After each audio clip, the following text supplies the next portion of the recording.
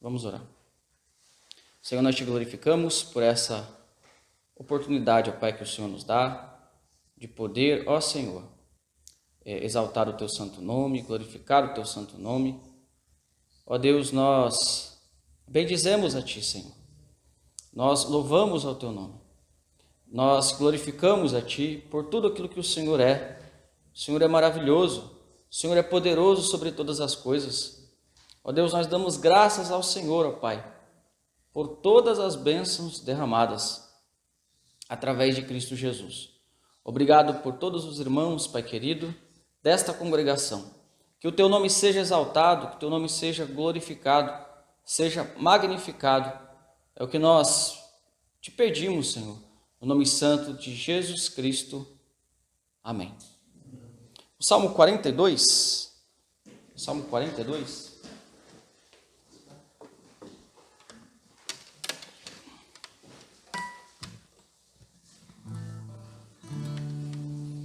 Salmo 42, vamos ler este salmo de forma alternada.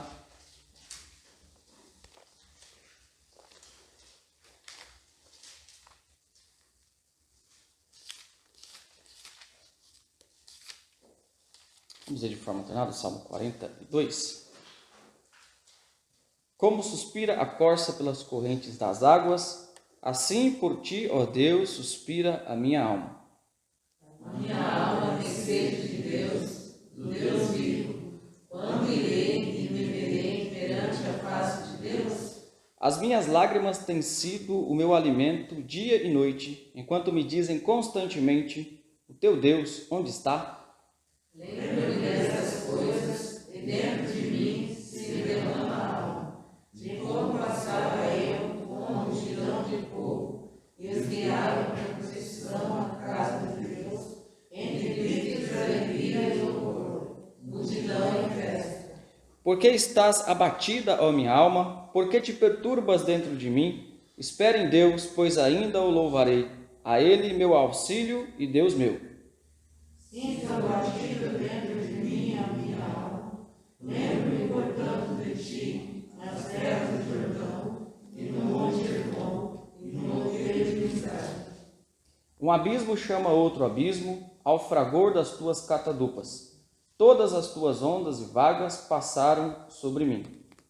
Contudo, o Senhor, durante o dia, me concede a sua misericórdia, e à noite comigo está o seu cântico, uma oração ao Deus da minha vida. Digo a Deus, minha rocha, por que te olvidaste de mim? Por que hei de andar eu lamentando sob a opressão dos meus inimigos?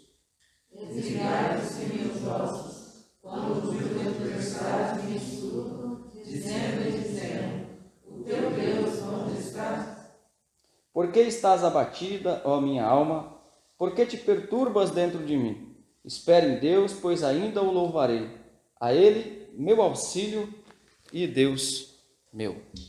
Nossa alma não esteja abatida nessa noite, mas que aproveitemos a oportunidade para louvar o nome do Senhor.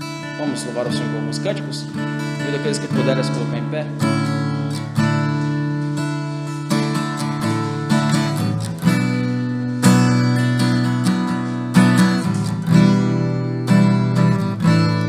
Esse cântico nós declaramos por que viemos aqui. Vamos declarar. Vem só pra te adorar. Vem só pra dizer te amo, ó Pai. És tudo para mim.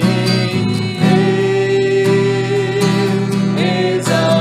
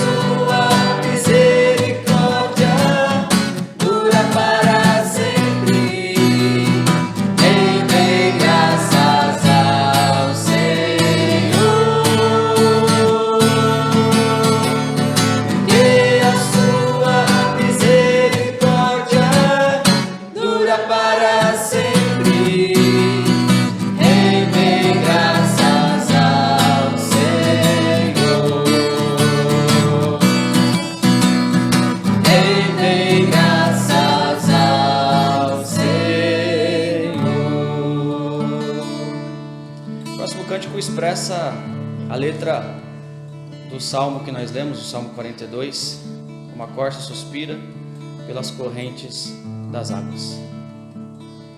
Vamos louvar a Deus com esse cântico? Aprendermos juntos, né? Esse cântico é um cântico novo que a gente tem entoado.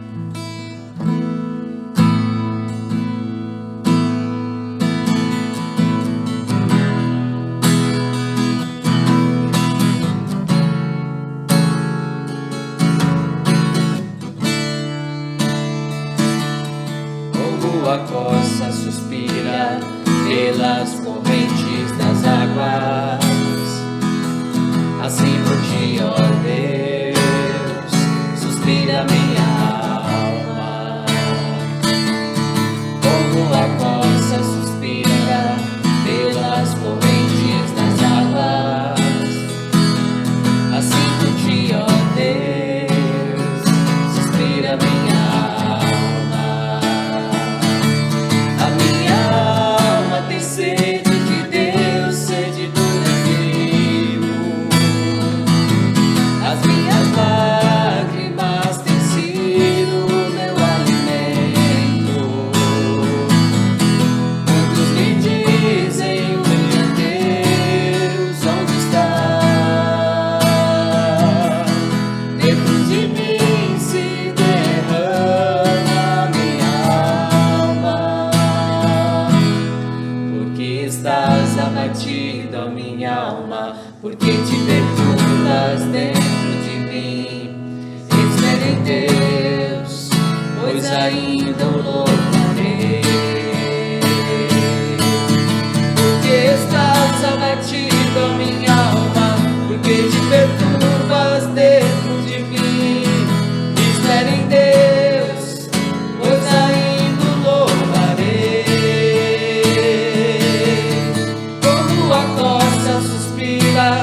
Pelas correntes das águas, assim por ti, ó Deus, suspira minha alma. Como a corça suspira pelas correntes das águas, assim por ti, ó Deus, suspira minha alma. A minha alma tem sede de Deus, sede do Deus vivo. As minhas lágrimas têm sido meu alimento. Muitos me dizem, o que é Deus, onde está?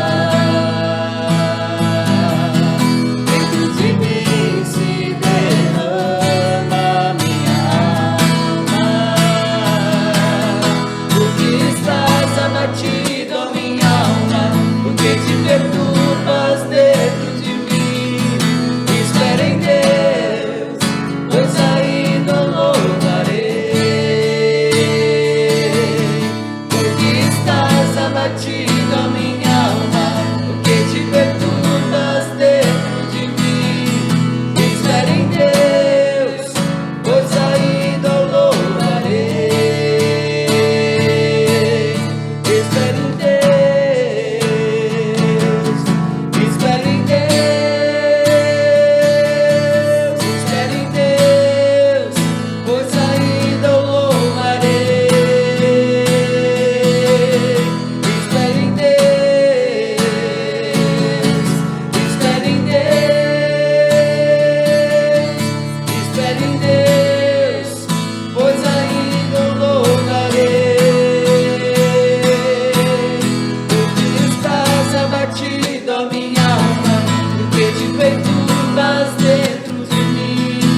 Espere em Deus, pois ainda o louvarei.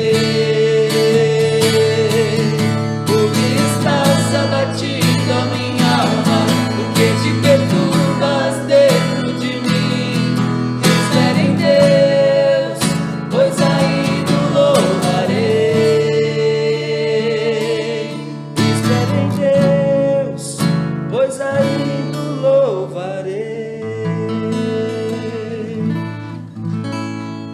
Amém? Você pode se assentar. Vamos então meditar na palavra do Senhor.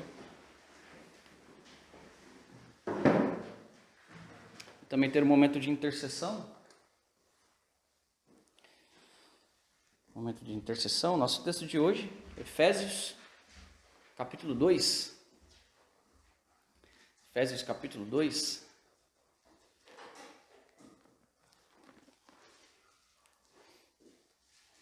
Quantos irmãos abrem as vossas Bíblias? Nós vamos interceder por alguns motivos hoje. Versículo 8 e 9 é o nosso texto. Texto áureo dos reformados, né? Nós vamos meditar neste texto das Sagradas Escrituras. Vamos ler o texto? Depois nós intercederemos, oraremos ao Senhor por alguns motivos, entre eles também para que Deus nos ilumine na exposição, na recepção da palavra do Senhor.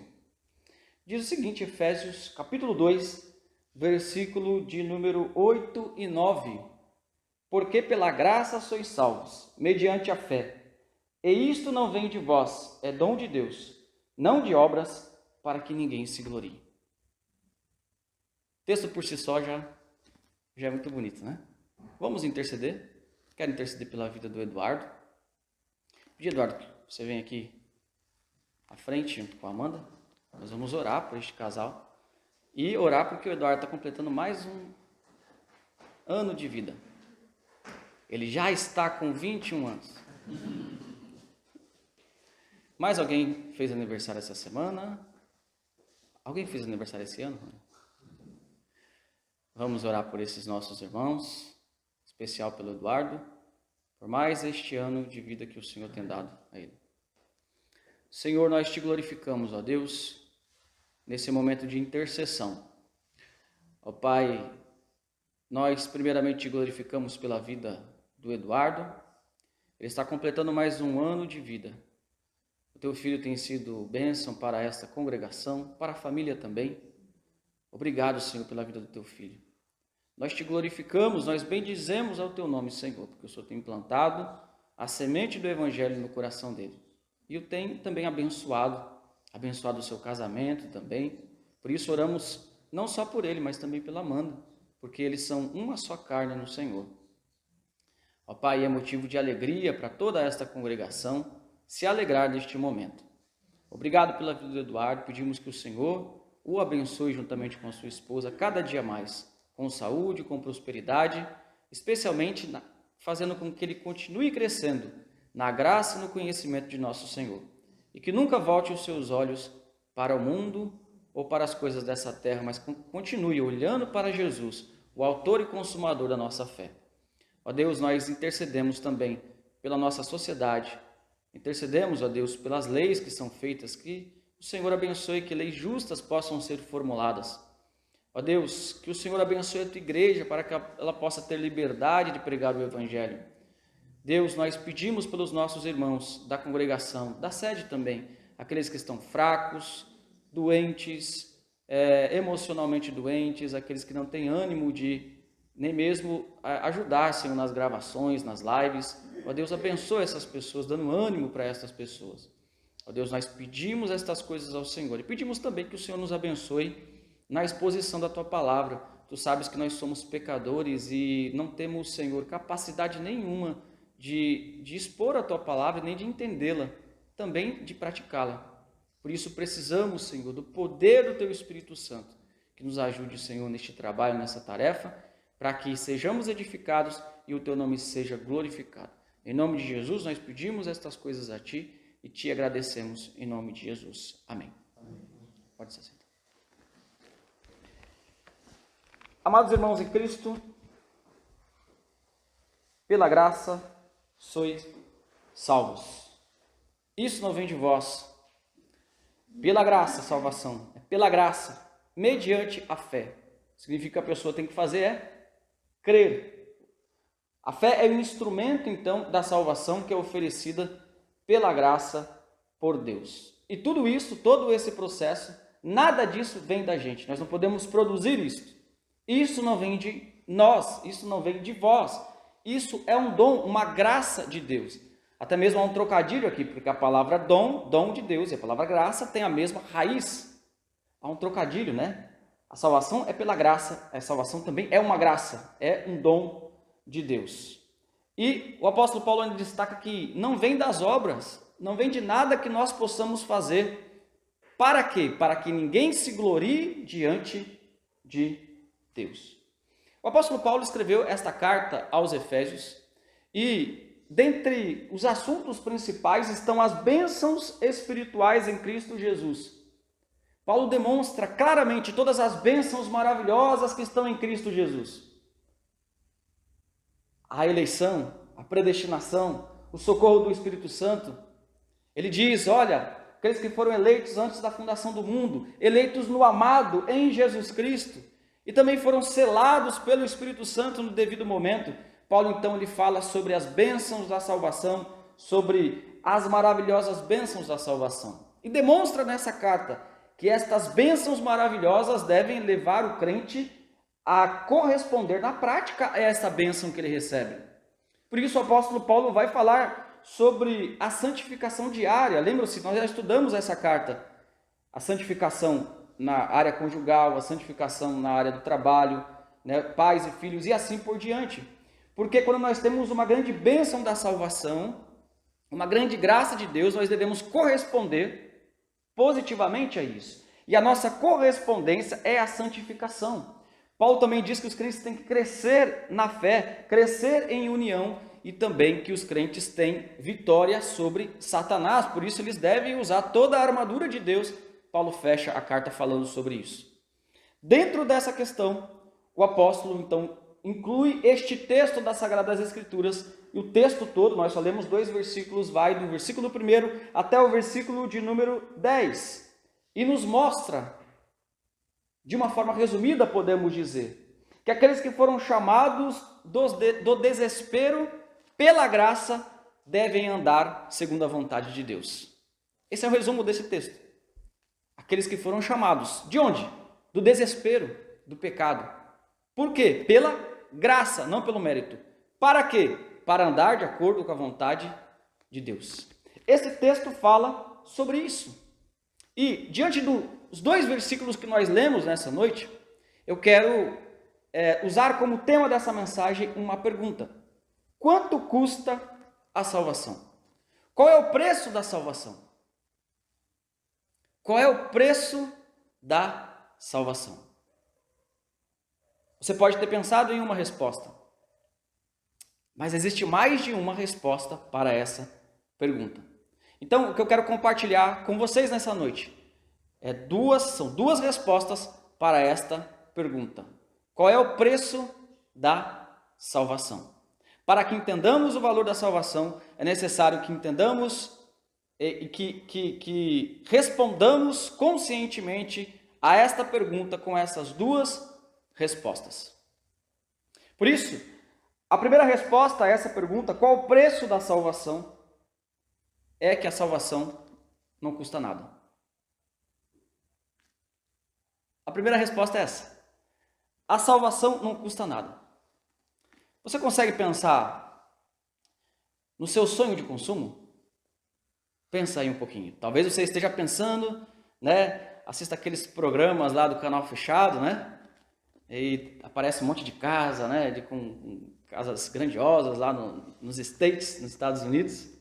E talvez o seu sonho de consumo seja uma casa dessas. Ou até mesmo o próprio canal, né? O próprio canal pode ser um sonho de consumo, né? Porque é caro também essas coisas, né? Mas qual é o seu sonho de consumo? O que você sonha? Um carro, uma casa, uma viagem, conhecer algum país? Eu te pergunto, este sonho que você tem custa alguma coisa? Claro que custa. Custa dinheiro, custa trabalho, você vai ter que se empenhar se você quiser alcançá-lo. Você vai ter que trabalhar, você vai ter que abrir mão de algumas coisas, você vai ter que ter disciplina para que você alcance. E este sonho de consumo que você tem não é nada perto da salvação. E ela é de graça. Você não consegue trabalhar por ela. Você não consegue comprá-la. Você não consegue buscá-la por si só. Por isso, a primeira resposta que nós devemos entender é que a salvação é pela graça. Todavia, o ser humano não consegue lidar com essa verdade. O ser humano natural não consegue entender as coisas do Espírito. Ele não consegue lidar com essa verdade que é uma das verdades mais profundas do Evangelho. A salvação é de graça. O ser humano não consegue lidar com isso. Ele vai querer de alguma forma consertar isso. Ele vai querer de alguma forma melhorar isso. E ele vai cometer alguns erros. Erros que nós não devemos cometer. Ou ele não vai dar valor, porque é de graça. E muitas das coisas que recebemos de graça não damos valor. É só olhar para a criança. Você compra aquele brinquedo para a criança dá valor? Não, né? Quem tem filho sabe disso. A criança vai quebrar porque ela não sabe o valor daquilo. Ela não tem consciência do valor daquilo, por isso ela vai quebrar aquilo, não vai se importar. Ela não vai ter consciência, embora até muitos adolescentes e jovens também não tenham consciência das coisas, da vida, né? De quanto custa as coisas que os pais lhe dão. Deveriam valorizar também. Quando uma pessoa recebe uma coisa de graça, essa pessoa geralmente não valoriza. Por isso, a tendência do ser humano, quando encontra esta verdade maravilhosa de não dar valor. A salvação é pela graça, então eu recebi a salvação já, então para que ir para a igreja? Para que fazer o catecúmeno, né? Para que se tornar membro de uma igreja? Para que ser batizado? Para que tomar a ceia? Tem gente que pensa assim. Tem gente que pensa que, pelo fato da salvação ser pela graça, não devemos fazer coisa alguma. Que quando Deus diz e coloca lá, né, que levantou a igreja para que fosse a coluna e firmeza da verdade, que levantou os líderes, que deu à igreja os sacramentos da ceia e do batismo, tem gente que pensa que isso aqui é brincadeira. Deus não tinha nada para fazer, não, vou inventar aqui a ceia e o batismo. Não, essas coisas são sérias. E uma pessoa que não valoriza a salvação, que não entende a salvação pela graça, ela despreza então estas verdades maravilhosas. Só que tem um outro lado também. Algumas pessoas vão ficar incomodadas com o fato de a salvação ser pela graça. E essas pessoas, pelo contrário, vão enxergar. Isso tem muito valor. E elas vão ter dificuldade para entender que a salvação não é pelas obras delas. Elas vão tentar comprar a salvação com a sua obediência. Então elas vão se apegar às leis, às cerimônias, né, a um estilo de vida, tentando convencer a Deus, né, da salvação dessa pessoa. E ela se sente bem quando ela evangeliza, quando ela ora, quando ela faz isso ou aquilo. Ela se sente até mais salva. Mas isso não existe, a salvação é pela graça. Nós não podemos comprá-la, nós não podemos aumentar o amor de Deus por nós. Essa postura também é uma postura errada, querer comprar a salvação. As pessoas não conseguem lidar com isso. As pessoas ficam até desconfiadas de Deus. Imagine que alguém chegasse para você e desse um colar de diamantes para você. Do nada, assim. Que vale muito dinheiro. Você não acharia estranho? Você ficaria desconfiado. Você pensaria, né? Várias coisas.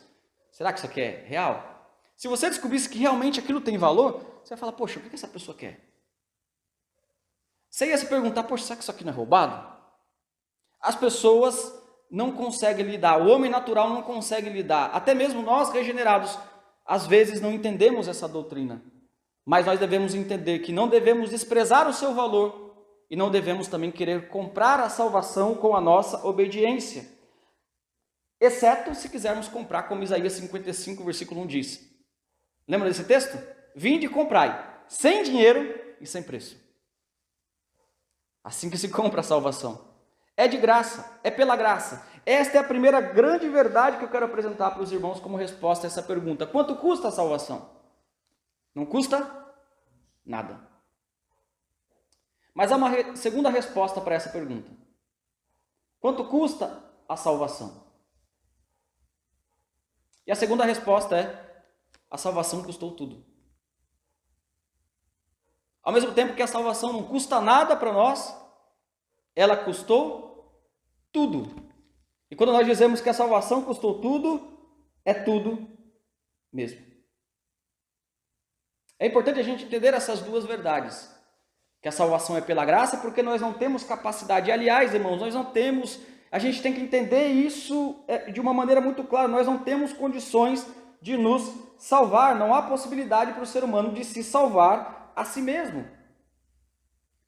Jesus ele demonstra isso através de uma parábola que está em Mateus 18, a parábola do credor incompassivo, daquele que devia, só que era um camarada mau.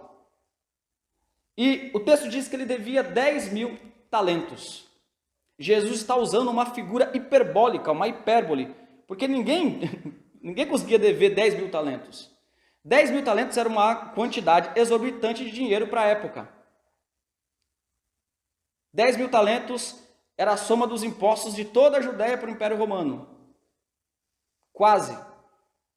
Então Jesus usa um valor enorme para mostrar a dívida daquela pessoa. E aquele senhor viu que aquela pessoa não ia conseguir pagar aquela dívida. Porque ele ficou implorando, tem misericórdia de mim, da minha família. Porque naquela época a cultura era, se você não consegue pagar a dívida, você vira escravo, seus filhos também, toda a sua família, até que você consiga pagar. Ele nunca ia conseguir pagar. E aí o que aquele senhor fez? Perdoou a dívida. É isso que Deus faz. Isso mostra para nós que nós não temos condições de pagar essa dívida com Deus. Nós não temos condições de nos salvar.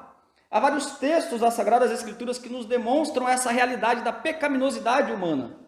Isaías 51, em pecado me concebeu a minha mãe. Gênesis 6, Deus viu que a maldade do ser humano era desde a meninice e mandou o dilúvio. Romanos capítulo 3, não há um justo sequer, não há nenhum que tema a Deus, que procure a Deus.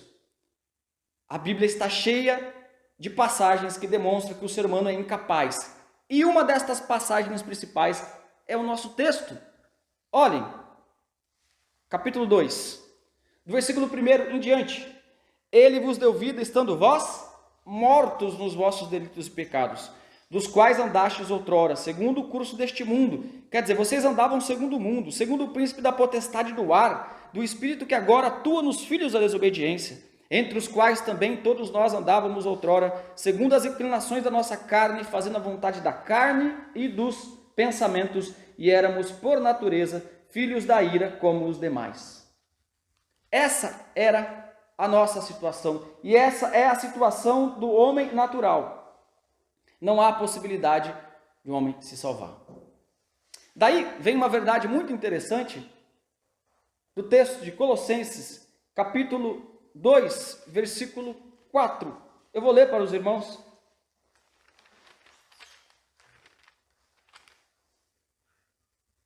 Versículo 14, Colossenses 2,14.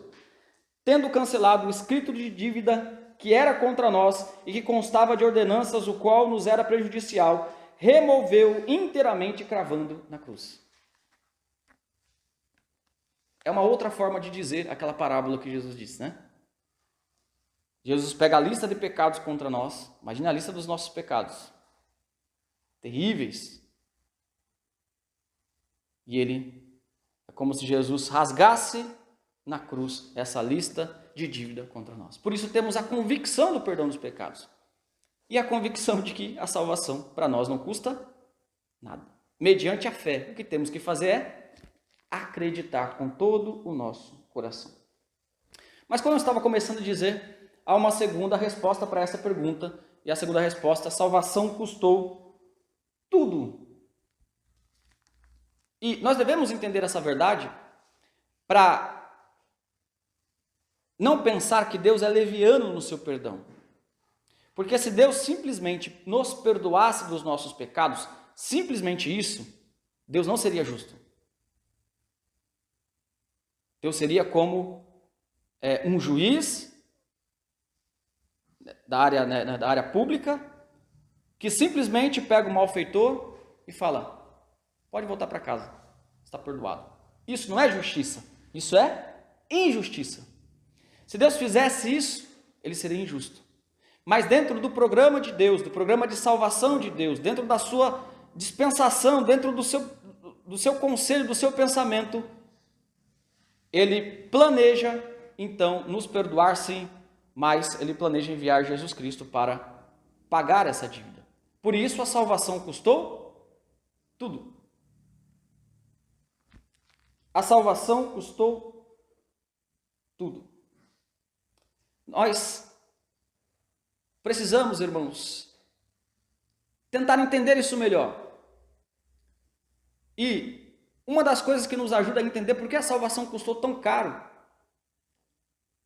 ao mesmo tempo é dado de graça para nós, mas por que custou tão caro? É entendendo a seriedade do pecado. O pecado é uma coisa muito grave diante de Deus. Deus é um ser muito santo. Veja, se nós, meros mortais, ficamos chateados quando alguém nos ofende e ficamos ofendidos, mesmo muitas vezes não tendo razão, mesmo sendo imperfeitos e até cometendo erros maiores do que a pessoa, se nós temos esse senso moral, você quer outro exemplo? O que acontece com alguém que comete um crime, determinado tipo de crime, e vai para a prisão? Dependendo do crime, você sabe, né, quais crimes são, essa pessoa vai ser ali morta por pessoas que mataram outras pessoas, só que se acham no direito de matar aquela pessoa ou fazer algum mal para aquela pessoa porque ele não errou tanto como aquela pessoa. Se o ser humano tem esse senso moral, sendo imperfeito, quem dirá o ser mais perfeito de toda a existência?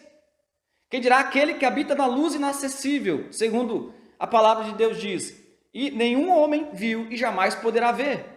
Quem dirá aquele em quem não há sombra de variação? Quem dirá aquele que é totalmente santo? João chama ele de luz, Senhor de todas as coisas. E a característica, uma das principais de Deus é a santidade, ou seja, ele é totalmente o outro. Ele é totalmente transcendente, totalmente separado de todas as coisas. Quem dirá ele? Por isso o pecado, se ele ofende, se uma pessoa consegue ofender a outra, sendo que nem foi a pessoa que criou as normas, imagine Deus que ele é a fonte da moral, ele é a fonte da ética verdadeira, ele é a verdade absoluta. Sim, o pecado afronta a santidade de Deus. Por isso, então, o perdão do pecado custou tão caro. Este é um ponto importante que nós devemos entender. Outra coisa atrelada a isso, e é por isso que Deus deu aquilo que era mais precioso. Não havia nada de tanto valor que Deus pudesse dar para nos salvar. Por isso que João 3,16 diz, né?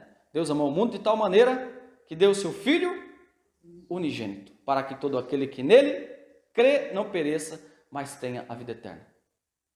Irmãos amados, quantas coisas preciosas nós vemos nesse mundo. A maioria dos irmãos aqui gostam de viajar, né? Quantas coisas maravilhosas, praias, né? Este mundo, apesar da queda, é um mundo bonito. Existem pessoas eticamente boas, eticamente, né? Porque a Bíblia diz que o coração do ser humano é mau. Quando olhamos então para o reino celeste, nós podemos ver nas Sagradas Escrituras anjos que não se corromperam como Satanás. Por exemplo, o arcanjo Miguel, aqueles anjos que estavam em Isaías 6 adorando ao Senhor, seres puros, seres com grande valor diante de Deus, que assistem ao trono de Deus, que estão diante da santidade de Deus, mas Deus não enviou nenhum destes seres para salvar o ser humano. Ele envia Jesus Cristo. Não há ninguém que tenha o valor de Jesus Cristo. Não há como comparar a Cristo com ninguém. Por isso, amados irmãos, no versículo 4 do nosso texto, diz o seguinte: mas Deus, sendo rico em misericórdia, por causa do amor com que nos amou. Somente com um grande amor desse tipo, que nós não conseguimos entender, Deus pegaria e falaria o seguinte: eu vou pagar essa dívida, eu mesmo vou. A gente costuma dizer, quem tem Deus tem tudo. Deus é tudo, então a salvação custou tudo. Ele mesmo foi.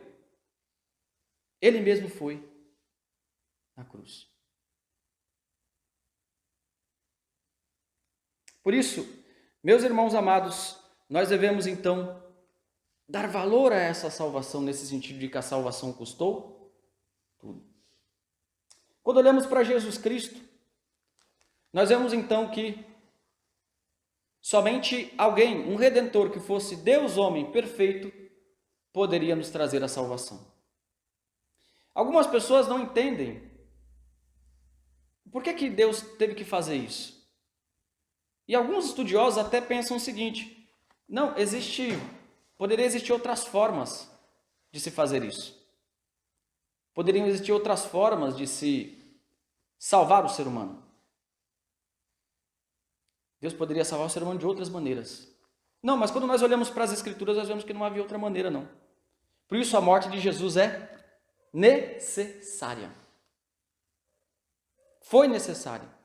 Dentro da ótica divina apresentada nas Escrituras, somente com a morte de alguém perfeito, inocente, de alguém que pudesse suportar o castigo de Deus, então ele deveria ser Deus, porque o ser humano não consegue suportar a ira de Deus.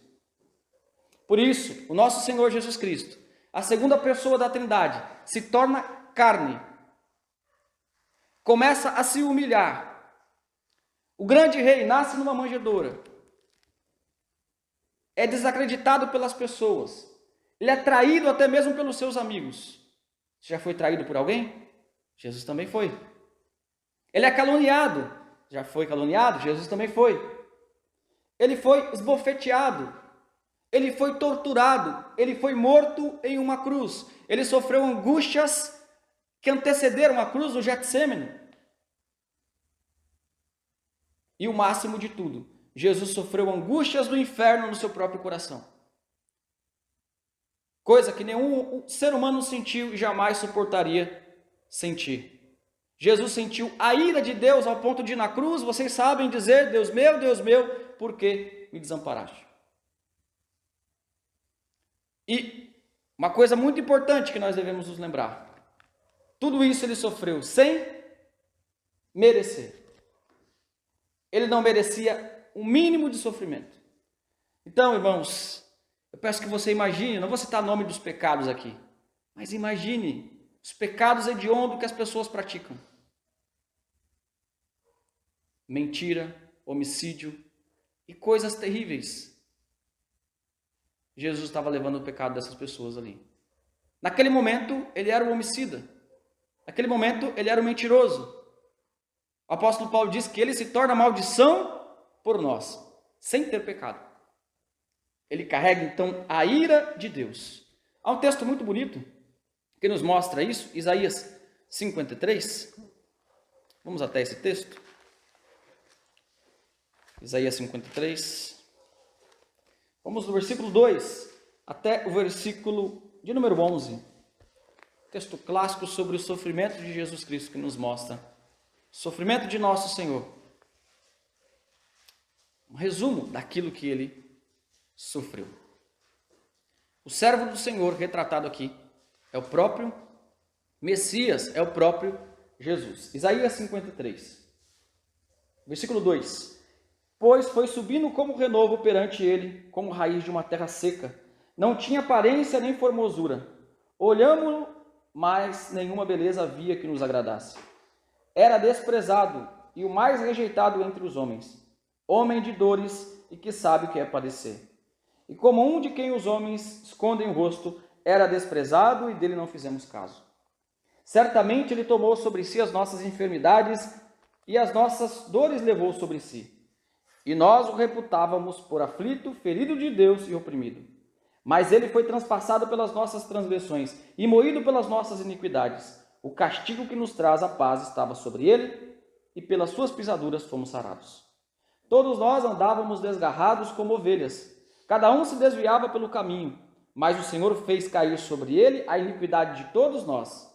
Ele foi oprimido e humilhado, mas não abriu a boca. Como cordeiro foi levado ao matadouro, e como ovelha muda perante os seus tosqueadores, ele não abriu a boca. Por juízo opressor foi arrebatado, e de sua linhagem quem dela cogitou? Porquanto foi cortado da terra dos viventes, por causa da transgressão do meu povo foi ele ferido. Designaram a sepultura com os perversos, mas com o rico esteve na sua morte, posto que nunca fez injustiça, nem dolo algum se achou na sua boca. Verso 10, prestem atenção. Todavia, ao Senhor agradou moê-lo. Jesus morre por causa da vontade de Deus em nos salvar. Fazendo-o enfermar, quando der ele a sua alma como oferta pelo pecado, verá a sua posteridade e prolongará os seus dias, e a vontade do Senhor prosperará nas suas mãos. Ele verá o fruto do penoso trabalho de sua alma e ficará satisfeito. O meu servo, o justo, com seu conhecimento, justificará a muitos, porque as iniquidades deles levará sobre si. Ele verá você que foi salvo em Cristo. Você é o fruto do penoso trabalho de nosso Senhor. E aí, o texto diz que ele ficará satisfeito. Ele verá as suas ovelhas, as ovelhas que ele comprou com o seu próprio sangue, e ficará então satisfeito. Amados irmãos, diante disso, diante dessas verdades, o que nós devemos fazer? Diante dessa verdade tão maravilhosa, de que a salvação para nós não custa nada, mas ao mesmo tempo custou tudo. Primeiro, nós devemos aceitar essa salvação. Só isso. É assim, é um presente que a gente só tem que aceitar pela fé. Crer em Jesus, confiar em Jesus. Aceitar. Sei, às vezes parece coisa demais, mas é isso.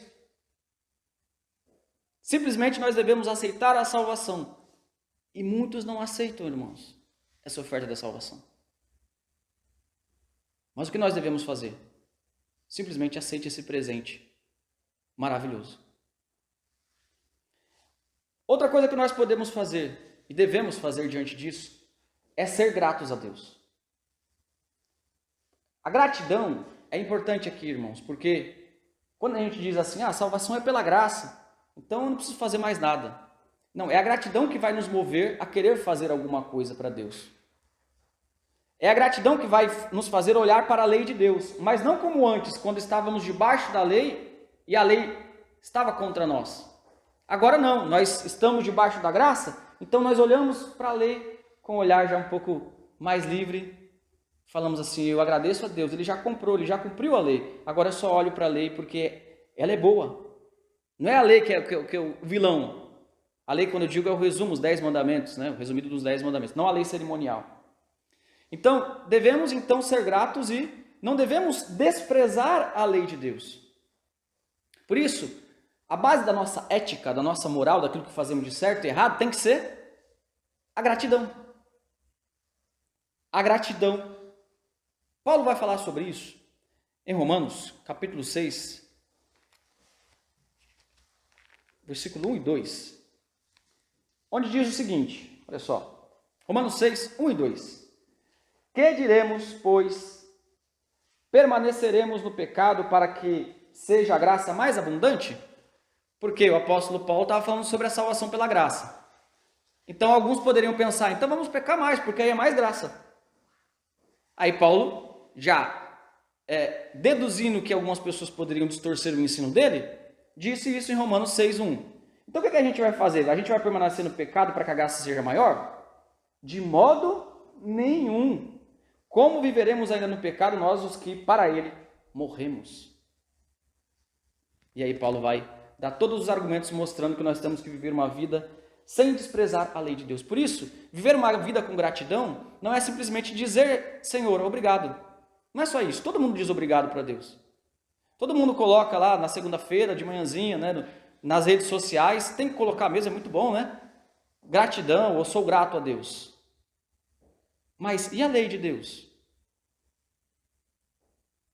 E a idolatria? Existe alguma coisa no meu coração maior do que Deus?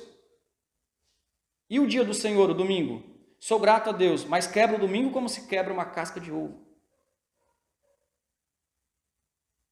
Sou grato a Deus, mas esquece de exercer essa gratidão olhando para os mandamentos, para a vontade de Deus. Como dizer, sou grato a você e ao mesmo tempo dizer, não estou nem aí para a sua vontade. Por isso, a base da nossa ética é a gratidão. E por último, irmãos amados, esse texto aqui nos traz uma obrigação, um fardo, no sentido de perdoar as pessoas. Lembra-se da parábola que eu citei? Ela não acaba naquela parte que eu terminei. Ela continua, dizendo que aquele que foi perdoado daquela dívida impagável estava na rua, tranquilo, e olhou ali um camarada que devia para ele 100 denários. Um denário é um dia de trabalho. Cerca de 8 mil reais aí, passando para os nossos dias. Bastante dinheiro, só que perto daquilo que ele devia, não era nada. E o que ele fez? Pegou aquele camarada pelo pescoço e falou, você vai pagar até o último centavo. E, assim como ele, este devedor também implorou a misericórdia, ele não teve misericórdia. O Senhor ficou sabendo disso, porque os servos contaram para ele. E ele pegou então aquele que foi perdoado da dívida impagável e disse, mau e negligente, vai lá, para as trevas exteriores, a figura do inferno. Por isso, nós que fomos perdoados por tão grande perdão, não deveríamos ter dificuldade em perdoar as pessoas. Nós ainda colocamos justificativas para não perdoar as pessoas. Olha, eu perdoo desde que, isso é justificativa. Olha, eu vou perdoar dessa vez. É outra justificativa. Imagine se Deus oferecesse esse tipo de perdão para nós. É a última vez que eu vou te perdoar. Imagine se Deus falasse isso para a gente. Ou eu te perdoo, você. Então, por isso, irmãos, assim como não conseguimos entender o perdão de Deus, devemos oferecer um perdão que o mundo não entende. O mundo vai falar que a gente é frouxo e o mundo não entende isso, porque o mundo não entende o perdão de Deus também. Então, recai sobre nós essa grande obrigação e grande responsabilidade. Por isso, Jesus nos ensinou a nos apresentar diante do Pai e dizer, perdoa as nossas dívidas, assim como temos perdoado. Quer dizer, eu já perdoei as pessoas, agora eu me apresento diante de Jesus, pedindo perdão pelos meus pecados. Por isso, se você não perdoou a pessoa que te ofendeu, não guarde rancor. Perdoe. O perdão não é um sentimento. Você nunca vai sentir vontade de perdoar. O perdão é o fato da gente olhar para Jesus, que perdoou a nossa dívida impagável. E quando a gente tem essa noção, a gente diz, poxa, isso aqui não é nada, não foi eu que fiz a lei. É difícil sim para o homem natural. Mas a gente não deve esperar sentir isso no nosso coração. Diante disso, amados irmãos em Cristo Jesus, qual a resposta para o preço da salvação? Ela não custou nada, ou não custa nada, mas custou tudo. Amém? Vamos louvar ao Senhor com um hino que fala sobre a graça de Deus?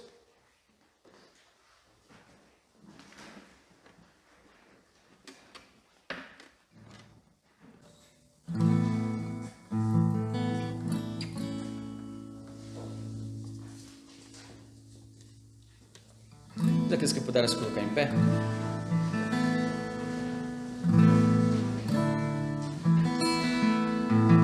Vamos aprender juntos aí, né, esse cântico.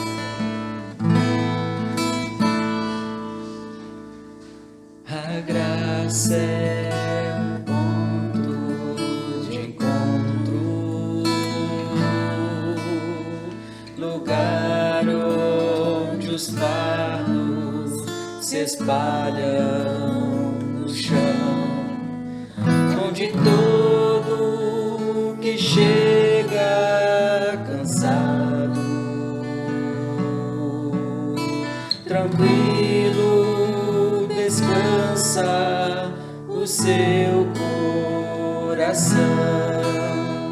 A graça se explica em uma cruz.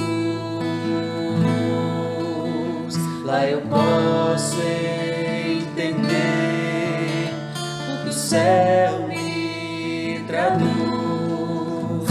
A morte era minha sentença, mas agora sou livre em Jesus.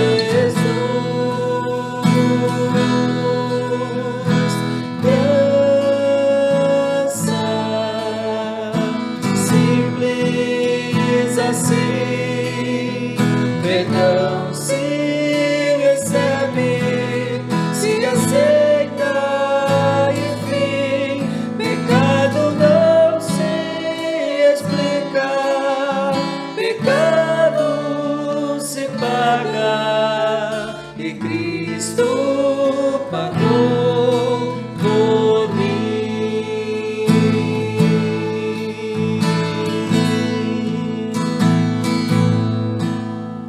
Havia imensa separação entre a graça caída e o Deus do perdão, mas a graça fez o abismo e sem hesitar estendeu-nos a mão, mostrou-nos a estrada de volta à casa do Pai, onde iremos morar, nos dá esperança que move a certeza que Cristo em breve virá. Graça simples assim, perdão se recebe, se aceita, enfim, pecado não se explica, pecado se paga, e Cristo pagou por mim. Novamente. Graça simples assim, perdão se recebe, se aceita, enfim, pecado não se explica, pecado se paga, e Cristo pagou por mim. E Cristo pagou por mim.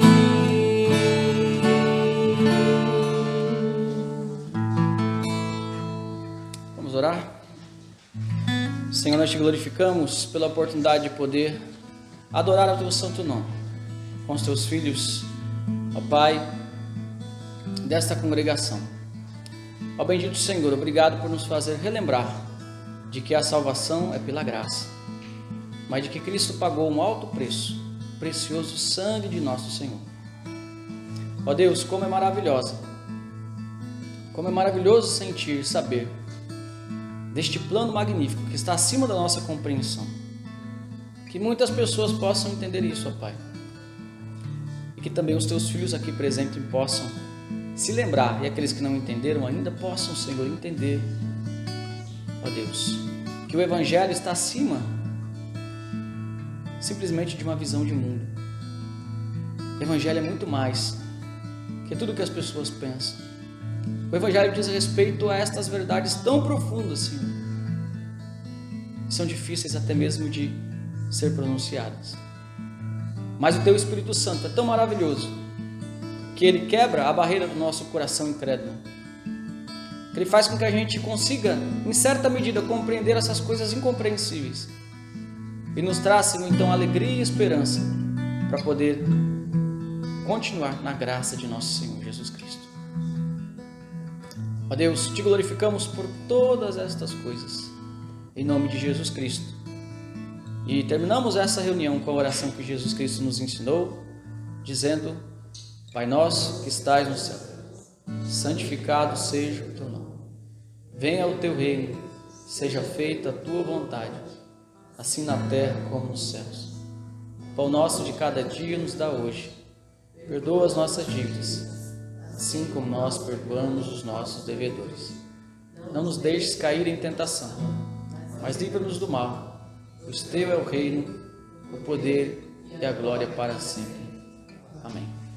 E, amados irmãos, que a graça de nosso Senhor Jesus Cristo, o amor de Deus e as consolações do Espírito Santo estejam sobre todo o povo de Deus, agora e para todos sempre.